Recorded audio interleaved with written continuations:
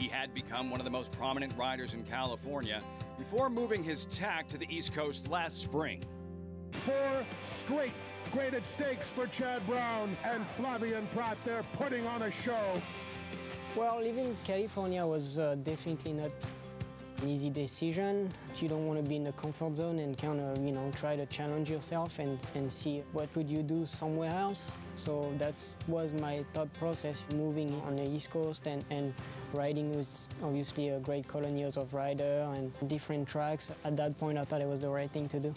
Stepping out of his comfort zone is not something new for Prat. I left home when I was 14 to get to the Jockey school. I actually tried to leave when I was 13 and the school didn't accept me because I was too young. I think I cried for a whole day. Never been that sad in my life. In fact, Prat's first introduction to horse racing wasn't with thoroughbreds. I grew up in the harness business with my dad, who's a trainer. Now my brother was working with him. Obviously, when you see your dad, working from 5:30 to 1 p.m. and going back to the barn from 3 to 6, you learn what's hard work, and I just think it's an amazing way to live. In France, it can happen where there's a racetrack where half of the card will be harness and half would be thoroughbred.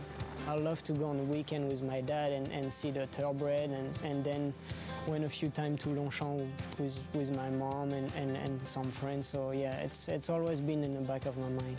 Here, and she will deliver here, coming from off the pace under Flavien Prat.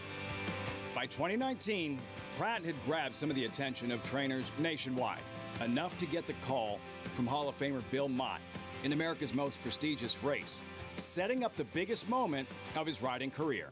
Obviously, we had seen that he was doing very well in California and was a good rider, and we put him on, and it couldn't have worked out better. What a great trip he worked out for him. He was 3 wide around the last turn, but he was able to avoid the contact that some of the other horses had on the inside of him. We actually did not get bothered.